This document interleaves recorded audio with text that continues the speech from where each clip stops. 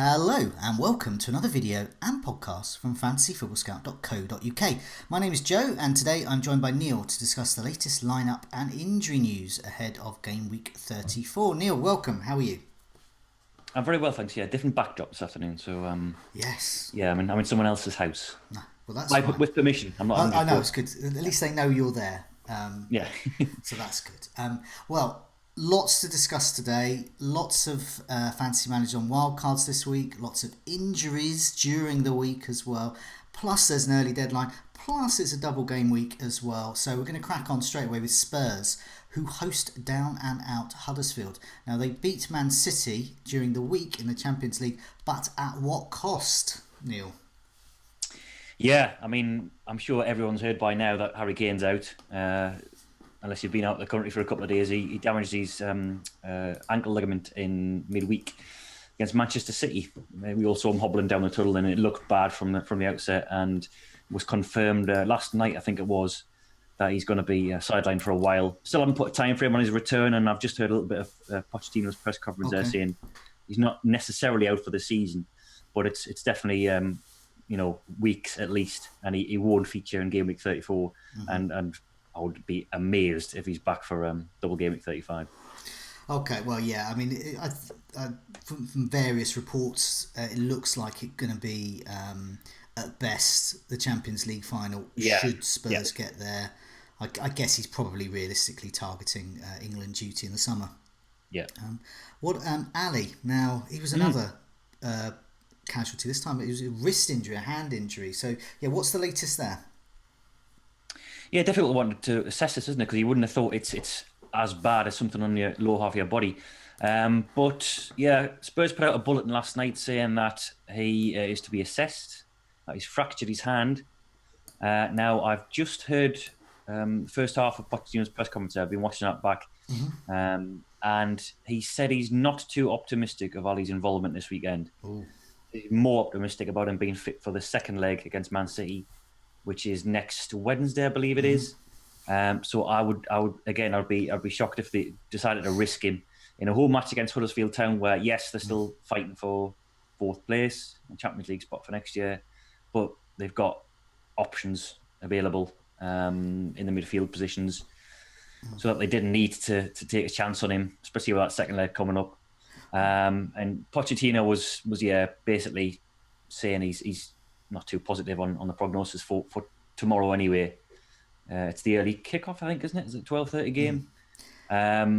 So he's it sounds like he's 50-50 to be involved. But I was going to say my assumption would be, with no Kane, with no Ali, the other kind of big stars that you would hope to rest occasionally would be Eriksen and Son. Would I be right in assuming that it's very likely that both Son and Eriksen would play this match, given the absence of Kane and the very likely absence of Ali? I would say so now, especially as Eric Lamella's out as well. He's one of the 3 or 4 players they've definitely got out. So Lamella, Aurier, Eric Dyer, and the lesser spotted Vincent Janssen they're all out. Right. So that's another option in their attacking midfield positions, leaving them with Lucas Moura, Son Heung-min, and Eriksen. Okay, so as a 3. Yeah. You'd be increasingly confident, I think, of Eriksen and Son starting. I think. With Brighton and Cardiff being the only 2 teams with a double game week this week, for those that really don't want to be captaining players from one of those teams, a lot have been looking at Son. So it sounds like Son could be the one to get. Another thing I want to mention about penalties as well. Whenever Harry Kane's been out recently, Ali has made sure it was him that took penalties. He's out, very likely to be out. Now, one of the times Ali took a penalty, he wrestled it from Son. Would I be right in thinking that Son is next in line for penalties, given Lamella's not around as well, or do we think it's someone else? Well, Eriksen's a possibility. He's the national team taker for Denmark. We saw him last summer when VR was introduced. That he was banging them in from the spot, and he scored again. Can't remember, was this in the national break or the previous one? But he was on target from the spot. But never for Spurs. I mean, outside of a shootout. Never for Spurs. Yeah, but that's probably more reflective of Kane's properly on the situation. So yeah, uncertain, I suppose. But you would think it'd be one of those two, because other than that, I mean, I can't really imagine any of their sort of back 5 or central midfielders been up to that sort of task. But yeah, well, that's another string to the bow as well. They're both in my wildcard team, so yeah, mine too. I hope you're right. Aurier, how's he doing at the back? He's been out for a little while. The reason I ask is because people are looking at Spurs fixtures and they're thinking of getting Trippier in. So yeah, is he out and Trippier likely to start? Yeah, Aurier's out. He's had this hamstring problem since the international break, so he's definitely ruled out for this game anyway. And now we do have Kyle Walker-Peters, who's capable of playing at right back or right wing back. Now, I believe Walker-Peters played, and I'll just check which game this was. This was going back some, when he scored, was it a hat-trick of assists or 2 assists or something earlier this season? I'll tell you what it was. It was at home to Bournemouth in Gameweek 19. Yes, I do remember that indeed. It was, he was a very surprise high scorer. Yeah, he was. He is an option. I personally am not going to go with Trippier myself because of rotation fears, but I think I would say they can be slightly allayed with Aurier out, but as you said, you've now thrown in a Kyle Walker-Peters, so that perhaps puts me off a little. United were another team that were in Champions League action. Quite a testing tie, obviously. When you play Barcelona, it tends to be quite testing. What shape are they in for West Ham's visit? Well, they've got a few problems, not necessarily ones that would be notable for fantasy managers anyway. So, for example, Ander Herrera's out. He's definitely going to be missing. Alexis Sanchez is just coming back to fitness, but he's probably not going to be ready. The target in Barcelona game for that. Matic is suffering with illness. He's a big doubt. Now, they do have the 2 fullbacks suspended, Luke Shaw, Ashley Young. So they're short of bodies there, although Solskjaer said that Darmian and Rojo are fit. So there's 2 understudies. Now, he did say in his press conference this morning that there would be a couple of changes. Ooh. And he was asked about more the attacking position. So, for example, Lingard and Martial were on the bench against Barcelona. And he pointed to the fact that they were, they normally in and around the first team, either starting or coming off the bench. So those 2 players, possibly Juan Mata as well, could get a look in. And I would perhaps suggest, and this isn't scaremongering in any sort of way, but maybe Rashford would be the one rather than Lukaku. Yeah. Would be most at risk of rotation. Now, Lukaku was taken off early in the Champions League. He was, yeah. Midway through the second half, He was having a frustrating evening. He was someone I tipped on the Scoutcast to do well for the season running. He's not quite in my team yet, but I'm very tempted, I must admit still. I think you're possibly right there, because Solskjaer has been mentioning Rashford being ill, not being fit recently, all of these types of things. And he was rotated. Yeah, so he was rotated out of the team before the PSG match. Was the last time Man United played on a Tuesday in the Champions League. Now there was suggestions that he had an underlying injury then, which he hasn't got this time. But I think he was using that as an excuse to rest him against Fulham in game week, whatever it was, back in February. So I would suggest he'd be the most at risk. Not necessarily guaranteed to drop the bench, but I would think Lukaku's got more of a chance of starting. Okay. Oh, that's making it very tempting. I've only got a few hours to make a decision, but that is very tempting. Manchester City, another in Champions League, obviously, because they were beaten by Spurs. The spectre of rotation always looms large. I've written in the notes here over City. You can probably just copy and paste that every week. But who looks set to start? And have we got any definites who will definitely be out when they travel to Palace? No definites, which makes it even harder to predict because they've got a nearly fully fit squad. They've even got Bernardo, Silva and Oleksandr Zinchenko nearly back. Now, I did see the City Twitter account transcribe Guardiola's quotes as saying that they're definitely fit and available. I've seen this video myself. Now, he's a bit of a mumbler and he's quite hard to transcribe at the best of times. But what I think he said was that they're both better and that they're going to see if they're available to play rather than that they are. They're close anyway. They're not ruled out. But they're not 100% fit by any stretch. So those were the only 2 injury doubts, really, apart from Claudio Bravo. So Man City's got a fully fit squad. Okay. They did have, I would expect De Bruyne to start, for example. He was on the bench in midweek against Spurs. They had Mendy wasn't playing then. Sane wasn't playing then. So you'd expect maybe some of those players to come back in. I mean, of course, Mendy and Sane don't usually play together. Aguero taken off with about 20 minutes to go on his comeback. Might be in preserved for this match. We're not entirely sure yet. So they've got a wealth of options to choose from. Yeah, no, there's one of the journalists I follow is a chap called Sam Lee for Goal.com. He tends to be quite good for. I mean, he doesn't make these kind of outlandish predictions for lineups as such, but he just looks at the press conferences and digs out sometimes little nuggets. And so one of the things he's picked out from the press conference and comments from the Man City camp is that Guardiola believes, this is what his contacts tell him, that the Premier League games against Palace, Spurs and United are very important. So he doesn't see Palace as an opportunity to rest players. In fact, he saw that Spurs first leg as an opportunity to rest players. Yeah. He decided he wanted to play a very tight negative game because he feels he's got two shots at getting Spurs in the Champions League over 2 legs. But you've obviously only got 1 shot each. They were beaten by Palace earlier the year. He does not take them lightly. I'm expecting, and he is a full squad there, a full team, a full first team out there. And he specifically was saying that De Bruyne, Mendy, and Sane are being kept fresh for Sunday. He believes. So he's not definitely saying they're going to start, but from what you were saying as well, there's a very strong chance they'll start. He also believes Sterling will start, and I think if he's going for his top team against Palace, Sterling will start, and it'll be Sterling, Sane, and Aguero, especially if Bernardo Silva's out as well. I mean, sometimes with these journalists, we've obviously had Jamie Jackson earlier in the season from The Guardian saying Aguero was going to be out or looked likely to be out, and he wasn't, and in fact scored one of his best hauls of the season. As I said, Sam Lee doesn't quite go that far, but he does give those little things. So interesting bit from him there.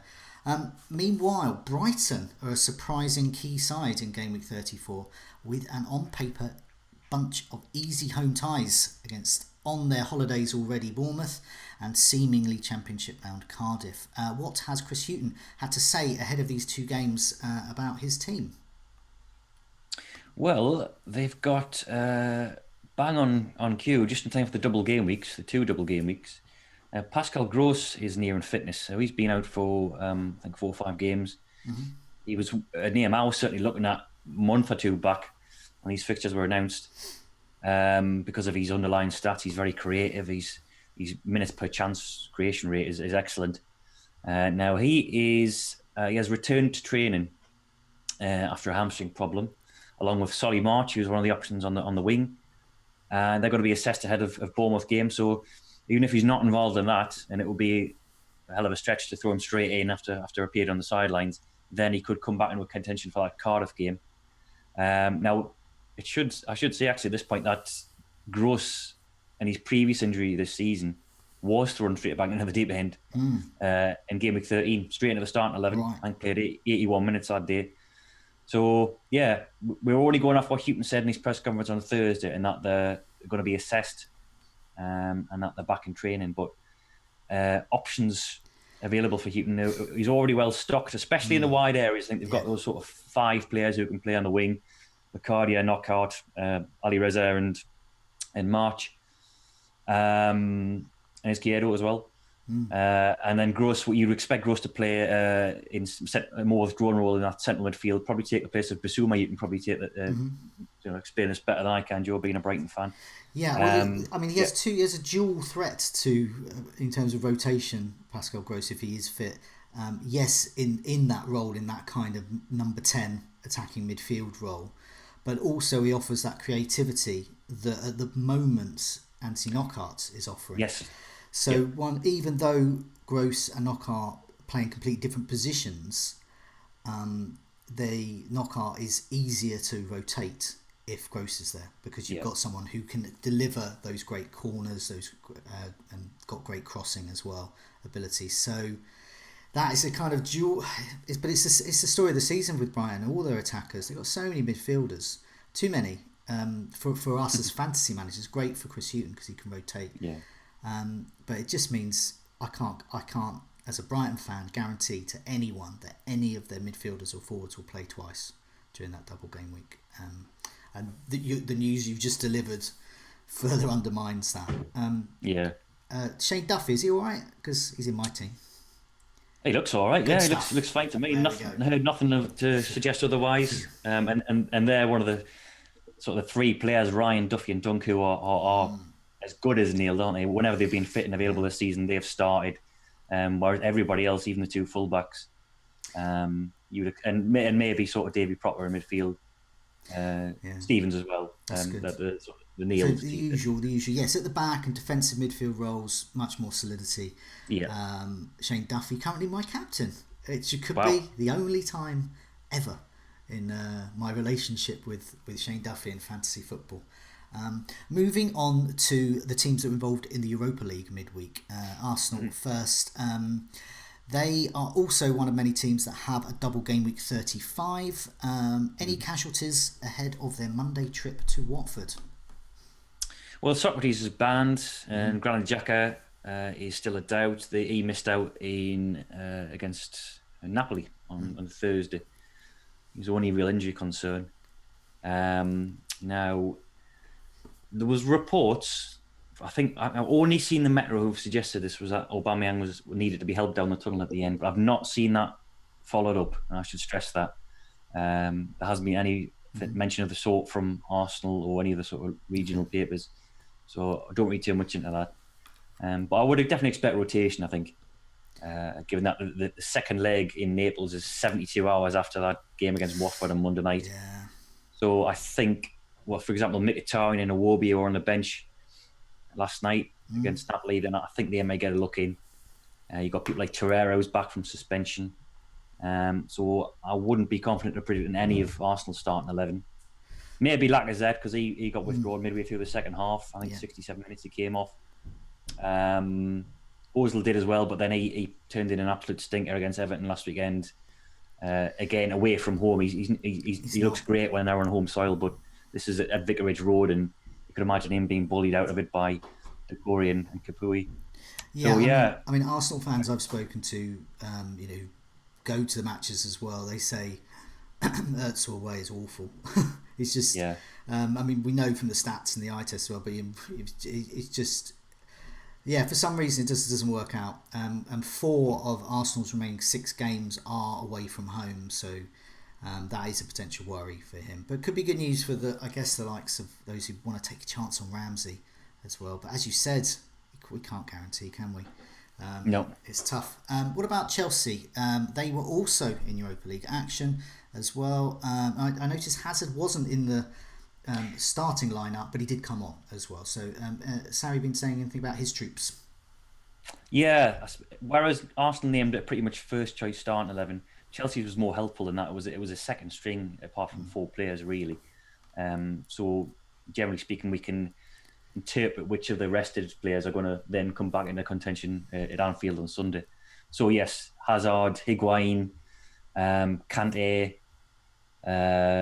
David Luiz, they were all rested last night.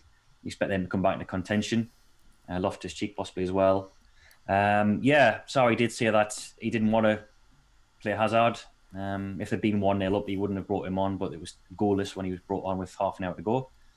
He said Hudson-Odoi needed a rest, same with Emerson, and he'll assess them over the coming days to see whether they could be involved. It's a big ask for Hudson-Odoi to play away at Liverpool, but both Willian and Pedro played last night, so he's got a good chance as any of them to start. Yeah, and you would expect Higuain to come back in for Giroud. Now, you mentioned obviously they're playing Liverpool. How are the Reds set up, and particularly the kind of ongoing saga of Joe Gomez? Is he fit and ready for action yet? He is, yeah, he's fit. I mean, he was on the bench in midweek and they beat Porto.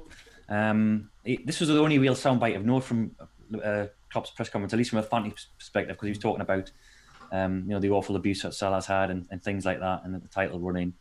He said Gomez, if the rest of his defenders are fit and available, then he's not going to risk him or play him for now, and maybe look to giving him some game time further along the line. Now, I would suspect that he means possibly game week 35-36 when the fixtures ease up slightly.